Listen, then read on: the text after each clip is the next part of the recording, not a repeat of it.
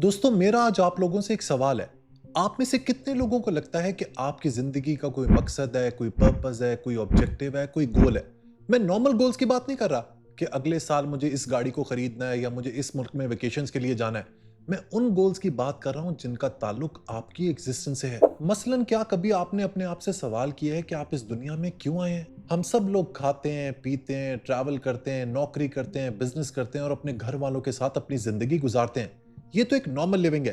क्या इन सब रिस्पॉन्सिबिलिटीज के अलावा कभी आपने इंट्रोस्पेक्ट किया है, सोचा है कि व्हाट एल्स डिफाइंस यू? आपके नाम, आपके डेजिग्नेशन के अलावा what is your real self and why were you born? अगर आप एक थिंकिंग इंडिविजुअल हैं तो इस तरह के सवाल आपके जहन में जरूर आते होंगे।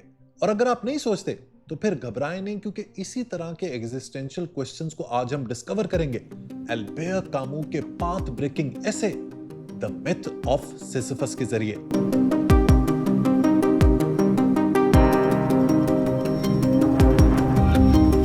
दोस्तों, ये 1942 में लिखा गया एक इन्फ्लुएंशियल ऐसे है जिसने एग्जिस्टेंशियलिज्म और एब्सर्डिज्म जैसे फिलोसॉफिकल मूवमेंट्स में एक बहुत ही इंपॉर्टेंट रोल प्ले किया। ये ऐसे सवाल उठाता है कि जब दुनिया मीनिंग से खाली हो जाए तो क्या जिंदगी जीने के काबिल रहती है? और अगर हमारी जिंदगी से मीनिंग गायब हो जाए, पर्पस गायब हो जाए, जिंदगी के मायने खत्म हो जाए, तो फिर जिंदगी से डील कैसे करना है? इन सब बहुत ही गहरे सवालों के जवाब आज की वीडियो में मैं आपको दे दूंगा। और इसमें हमारा साथ देगा द ग्रेट अल्बेयर कामू। एल्बेयर कामू का सारा काम ही एग्जिस्टेंशियलिस्ट थीम्स के अराउंड है। आपको याद होगा कुछ अरसे पहले मैंने उसके नॉवल द स्ट्रेंजर का रिव्यू किया था। इसके अलावा उसके और भी जबरदस्त नॉवेल्स हैं जैसे कि the plague and the fall. Literature में अपनी कंट्रीब्यूशन की वजह से 1957 में उसे नोबेल प्राइज भी मिला। अब दोस्तों, मैं आपसे पॉइंट ब्लैंक एक सवाल करना चाहता हूं। आप जिंदा क्यों हैं? Why are you alive? जरा सोचें इस सवाल के बारे में। बहुत से लोगों से जब ये सवाल किया जाएगा तो वो कहेंगे कि भाई हमारे ऊपर फैमिली की जिम्मेदारी है, इस वजह से हम लोग जिंदा हैं। कुछ लोग कहेंगे कि भाई जिंदगी को लेकर हम लोग क्यूरियस ही बहुत हैं, हम लोग देखना चाहते हैं कि आगे हमारी लाइफ में क्या होगा। और बहुत से लोग ये कहेंगे कि भाई ये किस तरह का फजूल सवाल है, हमसे इस तरह के सवाल ना करो, we don't know what the purpose of our life, हम लोग जैसी जिंदगी जी रहे हैं बस हमें जीने दो। कामू कहता है कि लोगों के जिंदा रहने की सबसे कॉमन वजह यह होती है कि उन्हें आमतौर पर लगता है कि जिंदगी में जो एक्टिविटीज हम कर रहे हैं वो करने के काबिल है। We get into the habit of living before acquiring the habit of thinking. उसके कहने का मतलब यह है कि अक्सर लोग पहले जिंदगी जीना शुरू कर देते हैं और बाद में सोचना शुरू करते हैं कि जिंदगी का मीनिंग क्या है। जब हम बच्चे होते हैं या यंग होते हैं तब हम नेचुरली जिंदगी को गुजारना शुरू करते हैं, फ्रेंड्स, फैमिली, स्कूल के दरमियान। जब थोड़े से बड़े होते हैं तो हमें करियर की फिक्र होती है, पैसा कमाना होता है, हमारे ड्रीम्स होते हैं, शादी करनी होती है, बच्चे करने होते हैं, अपने आप को सेटल करना होता है। लेकिन कभी आपने सोचा है कि ये सब जो मैं कर रहा हूं, why the hell am I doing all this? भाई आखिर ये करना क्यों है? क्या ये जो मैं सब कर रहा हूं ये मेरी जिंदगी की हैबिट है, रूटीन है, सोसाइटी के सेट स्टैंडर्ड्स हैं, या इसके पीछे कोई बड़ा मकसद है? मैं रोज उठता हूं, काम करता हूं, थक जाता हूं, लेकिन अगले दिन फिर से सब वही करता हूं। कुछ सालों में तो मैं मर जाऊंगा, फिर आखिर इस सब का फायदा क्या है? अक्सर लोग जब जिंदगी में थोड़े से मैच्योर होते हैं तब इस तरह के सवाल उनके जहनों में जरूर आते हैं। इनमें से कुछ लोगों के साथ जिंदगी में कुछ ऐसा वाकया होता है, एक ऐसा टिपिंग पॉइंट होता है विच एब्सोल्युटली ट्रांसफॉर्म्स देयर लाइफ, और वो जिंदगी के मकसद को, अपनी लाइफ के एंकर को तलाश कर लेते हैं। लेकिन मेजॉरिटी, ज्यादातर लोग दोस्तों इसी तरह जिंदगी गुजार के चले जाते हैं और आखिरी वक्त तक उन्हें पता ही नहीं लगता कि उनकी यहां पर एग्जिस्टेंस का कोई मकसद था या नहीं। ये फीलिंग कि जिंदगी की कोई अल्टीमेट वैल्यू या मीनिंग नहीं है, इसे कामू एब्सर्ड कहता है। और कई लोग जब एब्सर्डिटी को फील करते हैं तो उन्हें समझ ही नहीं आता अब इस फीलिंग से बाहर कैसे निकलना है। लोग अक्सर सोचते हैं कि जब जिंदगी का कोई मतलब ही नहीं और कल मर ही जाना है तो आज जीकर क्या करें? जिंदा रहने में सफरिंग और स्ट्रगल के अलावा रखा ही क्या है? अक्सर औकात जब इस तरह के थॉट्स कुछ इंडिविजुअल्स में बहुत ज्यादा एक्सट्रीम लेवल पर चले जाते हैं तो they tend to commit suicide as well. अब दोस्तों, मैं आपसे एक बहुत ही बड़ा और गहरा सवाल करने वाला हूं, इसको जरा गौर से सुनिएगा। क्या मीनिंगलेसनेस वाकई वर्थलेसनेस को इंप्लाई करती है, या फिर क्या एक मीनिंगलेस दुनिया में भी अच्छी जिंदगी जीना मुमकिन है? इस सवाल के जवाब के बारे में जरा सोचना शुरू करें, इसे आगे एक्सप्लोर करेंगे। लेकिन यहां एक और बात समझना जरूरी है। एब्सर्डिटी की फीलिंग सिर्फ तब पैदा नहीं होती जब इंसान को लगता है कि जिंदगी का कोई मीनिंग नहीं। ये फीलिंग तब भी पैदा होती है जब इंसान ये सवाल उठाना शुरू करता है और उसे जिंदगी के किसी भी कोने से उसके सवाल का जवाब मौसूल नहीं होता। इवन कामू के नजदीक एब्सर्डिटी है ही ऐसी फीलिंग जिसमें आपके अंदर अनगिनत सवाल हो, आपके अंदर एक कंफ्यूजन का तूफान हो, मगर ये यूनिवर्स बस एक खामोश तमाशाई की तरह आपको देखती रहे। देखिए दोस्तों, इंसान ना नेचुरली क्यूरियस है। वो जानना चाहता है कि वो क्यों एग्जिस्ट करता है, जिंदगी का मकसद क्या है, सफरिंग क्यों है, डेथ का क्या मतलब है, और ये यूनिवर्स किस लॉजिक पे चलती है। लेकिन जब वो इन सवालों का जवाब ढूंढने निकलता है इस कायनात में और उसे जवाब नहीं मिलता, तब वो एब्सर्ड फील करता है। यहाँ पे कामू इस ऐसे के अंदर जबरदस्त लाइंस लिखता है, इनको जरा समझिएगा। This heart within me I can feel and I जज that it exist. This world I can touch and I likewise judge that it exists. There ends all my knowledge, and the rest is construction. Forever I shall be a stranger to myself. यानी Camus कह रहा है कि इंसान सिर्फ उन चीजों के बारे में श्योर हो सकता है जो वो डायरेक्टली फील या एक्सपीरियंस करता है। मैं अपने अंदर धड़कता हुआ दिल महसूस कर सकता हूँ, इसलिए मैं कह सकता हूँ कि ये एग्जिस्ट करता है। मैं दुनिया को टच कर सकता हूँ, देख सकता हूँ, महसूस कर सकता हूँ, इसलिए मैं कह सकता हूं कि दुनिया एग्जिस्ट करती है। लेकिन इससे आगे जो कुछ भी है, लाइफ का फाइनल मीनिंग, यूनिवर्स का पर्पस, डेथ के बाद क्या होगा, या मैं असल में कौन हूं, ये सब सर्टेनिटी नहीं है, बल्कि ह्यूमन माइंड की बनाई हुई एक्सप्लेनेशंस हैं। इसीलिए कामू कहता है कि द रेस्ट इज कंस्ट्रक्शन, यानी बाकी सब हमारी सोच कंस्ट्रक्ट करती है। हर चीज को इंसान खुद मीनिंग देता है। और वो कहता है forever I shall be a stranger to myself, यानी कि इंसान अपने आप को भी कभी पूरी तरह समझ नहीं सकता। वो अपनी एग्जिस्टेंस को फील तो कर सकता है, लेकिन उसका फाइनल मीनिंग नहीं जान सकता। है ना इंटरेस्टिंग बात कि इंसान अपना मीनिंग खुद क्रिएट करता है, लेकिन पूरी जिंदगी ढूंढने के बाद उसे लाइफ का मीनिंग ही नहीं मिल पाता। अब दोस्तों, यहाँ पर एक और सवाल बनता है कि ये जो एब्सर्डिटी की फीलिंग है, क्या ये इंपॉर्टेंट है? ये तो इंसान को बहुत अनकंफर्टेबल कर देती है कि भाई लाइफ तो मीनिंगलेस है। मेरे लिहाज से दोस्तों, ये एक ऐसी फीलिंग है जिसको नर्चर करना चाहिए, जिसकी परवरिश करनी चाहिए। क्योंकि जब तक आप एब्सर्ड फील नहीं करेंगे ना, तब तक आप अपने मंजिल को तलाश करने की जुस्तजू करेंगे ही नहीं। ये एग्जिस्टेंशियल वैक्यूम जब तक आपके अंदर नहीं आएगा, तब तक आप इस जिंदगी के रिग मरोल में फंसे रहेंगे, इसी सर्कल के अंदर घूमते रहेंगे, without realising your greater potential and the ultimate purpose of your life. और दोस्तों, आपको पता है कि इस दुनिया में ज्यादातर लोग एब्सर्डिटी को कैसे फेस करते हैं? वो फेस करते हैं रिलीजन यानी मजहब के जरिए। इस दुनिया में दोस्तों तकरीबन 8 अरब लोग हैं। इनमें से तकरीबन 6.5 से 7 अरब लोग किसी न किसी मजहब के ऊपर ईमान रखते हैं। जानते हैं क्यों? क्योंकि वो इस दुनिया की, इस यूनिवर्स की एब्सर्डिटी को रिलीजन के जरिए फेस करना चाहते हैं। मजहब उनको वो कंफर्ट देता है, उनके उन सवालों का जवाब देता है जिनकी उनको तलाश है। ये बात भी याद रखें कि इस बात से बिल्कुल फर्क नहीं पड़ता कि वो जवाब सही है या नहीं। एज लॉन्ग एज मजहब आपको कंफर्ट दे रहा है ना, तब तक वो जवाब सही है।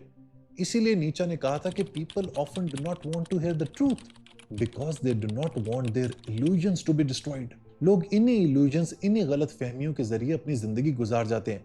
उनका इस बात में कोई इंटरेस्ट नहीं है कि ट्रूथ क्या है, as long as it is giving them comfort. लेकिन कामू को मीनिंगलेस की सोल्यूशन से प्रॉब्लम है। वो कहता है कि जब इंसान मजहब के जरिए अपनी जिंदगी के मीनिंग को तलाश करने की कोशिश करता है, तो उसके अंदर रीजन से ज्यादा टेरर पैदा होता है। वो कहता है as in all religions man is freed of the weight of his own life, यानी कि मजहब इंसान को अपनी लाइफ का बोझ खुद उठाने से आजाद कर देता है। रिलीजन जिंदगी के मुश्किल सवालों के रेडीमेड आंसर्स आपको देता है, इससे इंसान को रिलीफ मिलता है। लेकिन कामू को इसी से तो प्रॉब्लम थी। वो कहता है कि जब ऐसा होता है तो इंसान अपनी जिंदगी के फ्रीडम, रिस्पॉन्सिबिलिटी और अनसर्टेनिटी को डायरेक्टली फेस नहीं करता, बल्कि किसी हायर डिवाइन अथॉरिटी के ऊपर अपनी रिस्पॉन्सिबिलिटी डाल देता है। वो ये प्रूव करने की कोशिश नहीं कर रहा कि रिलीजन्स या किसी एक डॉक्ट्रीन पे ईमान रखना गलत है, बल्कि वो सिर्फ ये पॉइंट आउट करता है कि रिलीजियस और डॉक्ट्रिनल सिस्टम्स हमेशा आखिर में ऐसी एजम्पशंस पर डिपेंड करते हैं जिनके बारे में कोई भी इंसान श्योर नहीं हो सकता, क्योंकि वो हमारे लिव्ड ह्यूमन एक्सपीरियंस से बाहर होती हैं। मसलन जो अब्राहमिक रिलीजन्स के फॉलोअर्स हैं, यानी कि जुडाइज्म, क्रिश्चियनिटी और इस्लाम, ये लोग हेवन और हेल पर बिलीव करते हैं। किसी ने जन्नत और दोज़ख देखी नहीं है, बस ये ईमान और फेथ का हिस्सा है। और दोस्तों, ईमान की जहां पर बात आती है, वहां पे किसी प्रूफ, किसी एविडेंस की जरूरत नहीं होती, बस फिर आप श्योर होते हैं कि ऐसा होगा ही। लेकिन दरअसल कामू कहता है कि जो भी चीज हमारी सेंसरी एक्सपीरियंस से कंफर्म नहीं होती, उसके बारे में मैं श्योर नहीं हो सकता। उसके नजदीक ये एक इलेजिटिमेट मूव है। देखिए दोस्तों, कामू हमें ये समझाना चाह रहा है कि मजहबी डॉक्ट्रीन्स हमें एक प्री पैकेज स्टोरी देते हैं, जो हमें ये बताता है कि हमें अपनी जिंदगी कैसे जीनी चाहिए। ऐसे में शायद इंसान अपनी एब्सर्डिटी को फेस कर ले, अपने डिस्कम्फर्ट को कम कर ले, लेकिन ट्रूथ तक वो पहुंच नहीं पाता। कामू के नजदीक एब्सर्डिटी का ऑथेंटिक रिस्पॉन्स सिर्फ ये है कि मीनिंगलेसनेस को एक्सेप्ट किया जाए और उसे उसी फॉर्म में एम्ब्रेस किया जाए जैसी वो है। और उसे एक्सेप्ट करने के लिए आपको ये 3 चीजें करनी होंगी। पहली तो ये कि किसी फाइनल रेस्क्यू या अथॉरिटी का वेट नहीं करें कि वो आपको आकर आपकी जिंदगी का मतलब बताए। यानी ये उम्मीद मत रखें कि एक दिन यूनिवर्स मेरे पास आएगी और मेरी लाइफ का फाइनल मीनिंग मुझे दे देगी, या मौत के बाद सब कुछ क्लियर हो जाएगा, या कोई हायर पावर मेरी स्ट्रगल्स की कोई एक्सप्लेनेशन मुझे देगी। कामू यहाँ पर इतनी खूबसूरत, इतनी प्यारी बात करता है कि मेरा दिल जीत लेता है। समथिंग वेरी क्लोज टू नीचास फिलॉसफी। वो कहता है कि ये जो जिंदगी तुम्हारे पास है ना, यही असल जिंदगी है। तुमने कभी भी इसको किसी फ्यूचर रिवॉर्ड या हिडन मीनिंग के सहारे नहीं जीना। अभी जो जिंदगी है उसको अपने पूरे पोटेंशियल, पूरी कुव्वत के साथ जियो। दूसरी बात ये कि हर एब्सोल्यूट डॉक्ट्रिन को रिजेक्ट कर दो। डॉक्ट्रिन का मतलब ये कि कोई सिस्टम या बिलीफ जो ये क्लेम करे कि मेरे पास लाइफ का फाइनल आंसर है। जैसे कोई मजहब, फिलॉसफी, आइडियोलॉजी या बिलीफ सिस्टम अगर ये कहे कि लाइफ का अल्टीमेट मीनिंग बस यही है और इसके बाद सवाल करने की जरूरत नहीं, तो कामू कहता है कि इंसान को उसे ब्लाइंडली फॉलो बिल्कुल नहीं करना चाहिए। तीसरा, अपने अंदर वो कॉन्शियस डिससैटिस्फैक्शन पैदा करो जो कभी खत्म नहीं होती। इसका मतलब है कि इंसान अपने अंदर वो क्यूरियोसिटी जिंदा रखे जिसकी वजह से वो सवाल उठाता है। वो प्रिटेंड न करे कि हाँ मुझे सब जवाब मिल गए। कामू के नजदीक असल मैच्योर इंसान वो है जो हमेशा ये बात जानता है कि उसके पास सारे सवालों के जवाब मौजूद नहीं है।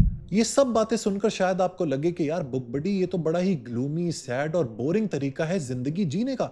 लेकिन याद रखिए दोस्तों, मीनिंगलेसनेस का मतलब ये नहीं कि आप एक रिच और फुलफिल्ड जिंदगी नहीं गुजार सकते। कामों के मुताबिक हमें एब्सर्डिटी के खिलाफ रिवोल्ट करना चाहिए, यानी बगावत करनी चाहिए। उसे डिनाई करके नहीं, बल्कि उसे एक्सेप्ट करने के बावजूद लाइफ को पूरी इंटेंसिटी के साथ जीकर। और इसी बात को वो समझाने की कोशिश करता है अपने इस ऐसे द मिथ ऑफ सिसिफस में। एब्सर्डिटी की दोस्तों एक और क्वालिटी बताऊं जो मजहबी लोगों को ज्यादा पसंद नहीं आएगी। जब इंसान एब्सर्डिटी को अपना लेता है ना, तो वो आखिरत के जो विजन्स हैं इनसे आजाद हो जाता है। वो किसी भी फ्यूचर लाइफ के प्रॉमिस के अंदर नहीं फॉल करता। वो जान जाता है कि जो भी है वो इसी दुनिया में है। मुझे इसी दुनिया में अपने आप को प्रूव करना है, अपने पोटेंशियल को ऑप्टिमाइज करना है, अपनी एग्जिस्टेंस की रियलिटी को पहचानना है। एब्सर्डिटी हमें यह बताती है कि तुम्हारे पास बस यही जिंदगी है, इसे अपनी डेथ से पहले जितना जी सकते हो जी लो, जो एक्सपीरियंस करना चाहते हो वो कर लो, because you may never get the second chance. Absurdity का आइडिया तो दोस्तों मैंने आपको समझा दिया। थोड़ा सा कॉम्प्लेक्स है, इसके बारे में मजीद पढ़ें, मजीद समझें, उसके बाद आपको इसका रियल फ्लेवर पता लगेगा। अब समझते हैं मिथ ऑफ सिसिफस को। ग्रीक मिथोलॉजी में सिसिफस सिटी ऑफ कॉरिंथ का एक मशहूर किंग था। जिंदगी में उसकी इंटेलिजेंस और क्रिएटिविटी की वजह से उस वक्त के गॉड्स उससे नाराज हो गए थे। अब गॉड्स जब उससे नाराज हो गए तो उन्होंने उसको एक बहुत ही यूनिक पनिशमेंट दी। उसकी सजा ये थी कि उसे एक बहुत बड़ा रॉक, एक बहुत बड़ा पत्थर माउंटेन के टॉप तक धकेलना है। लेकिन जब वो उसे बड़ी ही मुश्किल से ऊपर तक धकेल कर ले जाता, वो रॉक वापस नीचे बॉटम तक रोल हो जाता। हर दफा उसे वापस नीचे चलकर जाना पड़ता और फिर वही प्रोसेस दोबारा रिपीट करना पड़ता। सिसिफस के लिए इससे बुरी पनिशमेंट कोई नहीं थी। ये उसके लिए इतना टॉर्चर था कि वो उस पनिशमेंट से निकल ही नहीं सकता था। वो बार बार एक ही काम कर रहा है जो खत्म ही नहीं हो रहा। वो जितनी मर्जी मेहनत कर ले, उसकी सारी मेहनत पॉइंटलेस है। वो जितना मर्जी जोर लगाकर इस पत्थर को पहाड़ी के ऊपर ले जाए, उसे वापस नीचे ही आना है। यही अवेयरनेस सिसिफस को हीरो ऑफ एब्सर्डिटी बनाती है, क्योंकि वो अपनी इस होपलेस फेट से कंप्लीटली अवेयर है और फिर भी वो उसे जीता रहता है। वो बार बार नीचे आता है, फिर से पत्थर को धकेलता हुआ ऊपर ले जाता है। वो थक कर ये नहीं कहता कि ये मुझसे नहीं होता या ये काम मैं नहीं करूंगा, बल्कि वो अपनी फेट को एक्सेप्ट करता है और उसे बार बार रिपीट करता है। एल्बेयर कामू कहता है कि सिसिफस की पनिशमेंट ह्यूमन कंडीशन की रिप्रेजेंटेशन है, यानी वो सिसिफस की पनिशमेंट में पूरी मैनकाइंड की फेट को देखता है। हम लोग सब कहीं ना कहीं लाइफ के चुंगल में फंसे हुए हैं सिसिफस की तरह। हम सब इस पत्थर को पहाड़ के ऊपर ले जाने की कोशिश कर रहे हैं, लेकिन बार बार नाकाम होते हैं। ऐसे में कामू के फलसफे की खूबसूरती यह है कि वो आपको ये नहीं कहता कि आप होपलेस हो जाओ, ना उम्मीद हो जाओ, बल्कि इसी स्ट्रगल के अंदर आपने अपनी खुशी को तलाश करना है। जब हम अपनी रियलिटी को एक्सेप्ट कर लेते हैं और जान लेते हैं कि इसके बाहर एस्केप पॉसिबल नहीं, तो दरअसल हम फ्री हो जाते हैं। फिजिकली अब भी सिसिफस पत्थर ऊपर धकेल रहा है, लेकिन अंदर से गॉड्स उसे कंप्लीटली डिफीट नहीं कर पाते, क्योंकि वो अपनी होपलेस सिचुएशन को समझकर भी जीना और स्ट्रगल करना नहीं छोड़ता। यही कामू के नजदीक उसकी लिबरेशन है। इसलिए उसने कहा कि one must imagine Sisyphus happy, यानी आपने सिसिफस पे तरस नहीं खाना कि उसकी सिचुएशन कितनी खराब है। वो तो दरअसल खुश है, क्योंकि अपनी जिंदगी की रियलिटी को उसने एक्सेप्ट कर लिया है। इस कमाल की छोटी सी स्टोरी के अंदर हमारी जिंदगी का एक बहुत बड़ा मॉरल छुपा हुआ है। याद रखें दोस्तों, जब तक हम लोग अपनी जिंदगी की स्ट्रगल से भागते रहेंगे, उन्हें कर्स करते रहेंगे और हर वक्त एक परफेक्ट इमेजिनरी लाइफ को ड्रीम करते रहेंगे, तब तक हम लोग नाखुश रहेंगे। लेकिन जिस दिन हमने अपनी स्ट्रगल को एक्सेप्ट कर लिया और जान लिया कि इसी स्ट्रगल के जरिए मैं अपने लाइफ की मीनिंग को तलाश करूंगा, उसी दिन से you will start your journey towards freedom and happiness in life. Video पसंद आई हो तो लाइक बटन जरूर प्रेस कीजिएगा। Until next time, good bye.